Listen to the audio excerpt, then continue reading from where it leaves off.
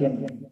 Ya, hadir di majelis ilmu, ya, itu keutamanya lebih utama daripada as-sambai tahu 1000 rakaat.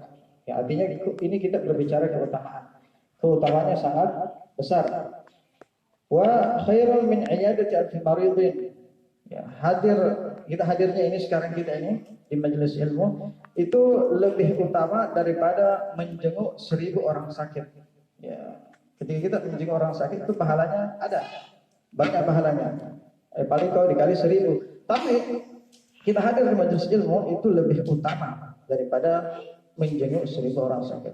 Wa huduri alfi janazatin. Begitu juga hadir di majelis ilmu itu lebih utama daripada menghadiri, ya, melayat 1000 jenazah. Ya, ini kita sekali lagi berbicara tentang keutamaan. Artinya keutamaan menghadiri majelis ilmu itu sangat-sangat besar. Apalagi kita ini sebagai manusia, ya, dikatakan ahli bahasa mengatakan yusammal insanu insanan, ya, terdiri dari susunan nun sin ya, insan, gitu ya. Itu kenapa likathrati nisyanihi? Karena manusia itu banyak lupa. Ya, kita ini oke lah, mungkin beberapa hari yang lalu kita sudah belajar agama dan kita paham, tapi beberapa hari kemudian itu kita bisa lupa. Karena memang itulah kodrat sebagai manusia, kita memang banyak lupa, banyak salah. Ya, dikatakan juga al-insan mahalul khata' wa nisyan, manusia itu tempatnya salah dan lupa. Ya, oleh karena itu menuntut ilmu itu harus senantiasa kita lakukan. Sampai kapan? Sampai kita meninggal dunia. Itu ma'ala nasib, ya, tidak bisa. Ya, karena kenapa? Karena kita manusia sebagai orang yang dhaif, orang yang lemah. Ya, oke lah, kita sekarang paham. Besok lusa, bulan depan kita sudah lupa. Ya, justru itu harus senantiasa kita menuntut ilmu. Ya, sebagaimana yang saya sampaikan minggu lalu di Masjid Pulau. Ya, di dalam kitab Tuhfatul Asyraf dikatakan, ya, man mata wa huwa yatlubul ilma yuqayyidullahu man yu'allimuhu, ya, fi qabrihi ila an yab'athahu alim. Ya, di dalam kitab Tuhfatul Asyraf dikatakan bahwasanya ini tahu mate, ya, barang siapa yang meninggal dalam keadaan dia menuntut ilmu, ya, maka Allah Subhanahu wa taala akan menetapkan baginya man yu'allimuhu fi qabrihi. Ya, Allah Subhanahu wa taala akan menetapkan baginya orang yang mengajarinya di dalam kuburnya. Ya, jadi kalau ada orang meninggal, ya, ini minta maaf ya. Saya itu kalau sudah mengajar itu biasa di pondok di mana-mana, tidak bisa kalau ada dengar berisik. Ya, minta tolong, siapa namanya? Diam sedikit ya. Setengah jam enggak apa-apa diam ya. Belajar diam. Ada begitu ya. Kalau di pondok di mana-mana itu kalau ada sedikit bicara hilang, buyar konsentrasi ya. Ya, minta maaf. Ya, jadi begitu tadi di dalam kitab Tuhfatul Asyraf dikatakan barang siapa yang meninggal dalam keadaan dia sedang menuntut ilmu, maka Allah Subhanahu wa taala akan menetapkan baginya malaikat yang mengajarinya sampai nanti di akhirat dia akan bangkit sebagai orang yang alim. Nah, ini jadi maksud saya di sini, jadi kita harus senantiasa semangat untuk hadir di majelis ilmu dan dengan niat apa? Untuk sebagai penuntut ilmu. Jadi jangan sampai kita berpikir sempit bahwa yang dikatakan thalibul ilmi, penuntut ilmu itu hanya yang ada di pesantren tidak. Ya, walaupun dia lulus pesantren, kalau dia sudah merasa cukup itu juga salah. Tetap walaupun dia lulus pesantren tetap harus selalu belajar dan belajar. Ya, jadi walaupun kita misalnya tidak diberikan oleh Allah Subhanahu wa taala kesempatan untuk menuntut ilmu, tapi tetap kita bisa dihitung sebagai penuntut ilmu. Caranya apa? Dengan senantiasa menghadiri majelis ilmu dengan niat untuk menuntut ilmu. Ya, karena ada orang yang menghadiri majelis ilmu itu apa? Apa nak hadir loh? Ya, mandi-mandi. Ah, itu juga salah. Ya. Tapi tidak apa-apa, dia hadir, tetap pasti ada faedahnya. Faedah dapat faedah salawat. Tapi faedah menuntut ilmu dia tidak dapat karena tidak diniatkan. Ya. Kenapa hadir majelis dibaik? Lam tentu mas salawat, ini mas salawat. Ya, bagus niatnya karena cinta salawat. Tapi lebih baiknya ditambahi dengan niat menuntut ilmu. Ya, supaya tadi apa masuk di dalam kitab keterangan di kitab Tuhfatul Asyraf itu, ya, siapa-siapa yang meninggal dalam keadaan dia sedang menuntut ilmu. Nah, jadi kita niatkan mulai malam ini ketika ada pengajian majelis ilmu, Ya, kita selalu berusaha untuk hadir dengan niat untuk senantiasa menjadi thalibul ilm, sebagai penuntut ilmu. Dan kalau kita diwafatkan dalam keadaan itu, ya kita mohon kepada Allah Subhanahu wa taala agar kita dibangkitkan kelak bersama sebagai orang-orang yang alim insyaallah. Amin amin ya rabbal alamin. Ya. Kemudian sebelum saya masuk dalam kitab ini ada beberapa hal yang ingin saya sampaikan, ya, karena sebagaimana yang saya katakan, ketika saya mengajar di pondok itu saya biasa mendapat keterangan-keterangan yang menurut saya itu dan menurut para santri itu penting untuk disampaikan kepada masyarakat. Ya. Di antaranya itu mengenai sholat. Ya, kenapa? Setelah saya diskusi bersama para santri itu ternyata memang itu kejadian hampir di semua daerah. Ya, tentang apa? Jadi sholat itu kita harus memahami dari awal.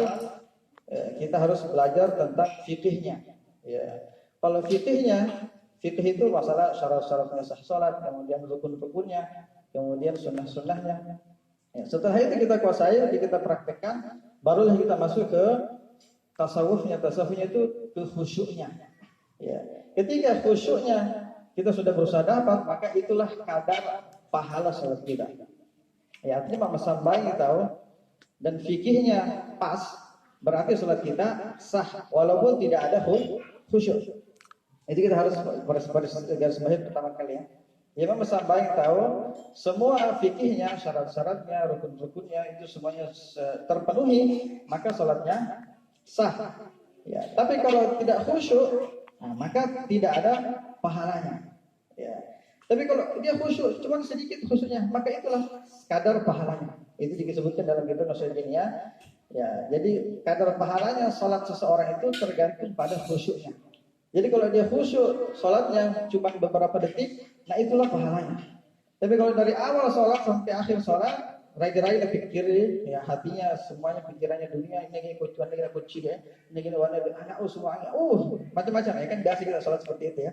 Kita tidak konsentrasi salat. Nah, berarti dia tidak dapat pahala, tapi salatnya tetap sah ketika fikihnya terpenuhi.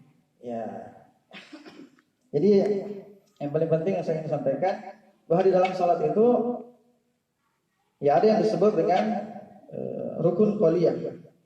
Ya, itu kan di dalam ta'rif definisi salat, salat adalah aqwalun wa af'alun mukhtatamatun bitakbir wa mukhtatamatun bisalam. Ya, salat itu adalah aqwal itu ucapan-ucapan, wa af'alun gerakan-gerakan, muftatahatun bitakbir dimulai dengan takbiratul ihram, wa mukhtatamatun bisalam dan diakhiri dengan salam. Itu pengertian salat.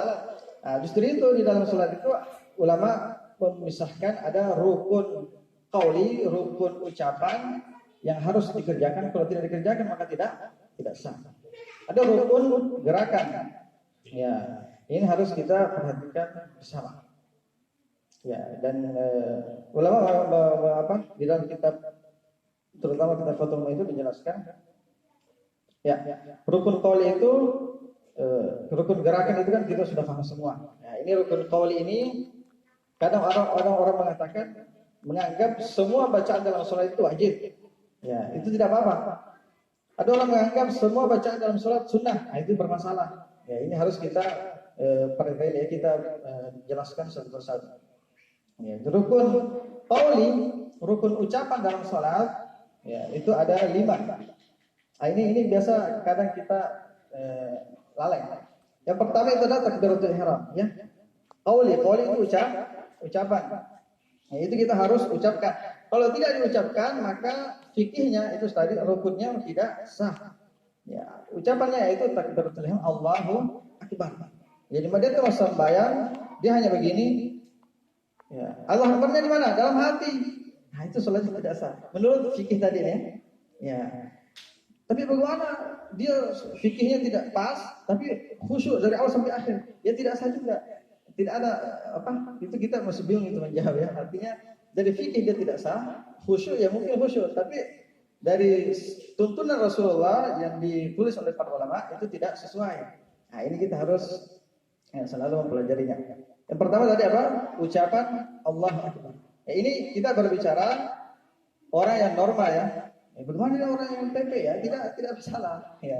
Atau orang yang lagi serak, tidak bisa mengucapkan sesuatu. Ada apa? Ya itu di luar itu ya. Di luar orang yang sakit atau di luar orang yang bingung misalnya. Orang tuli, dia tidak bisa mendengar. Ya Allah Akbar, dengar lagi. Ya, itu hukumnya lain itu ya.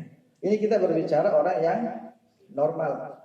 Ya. Jadi dia harus mendengar takbir itu. Allahu Akbar. Paling tidak kata ulama itu ada gerakan bibir. Nah, itu paling minimal.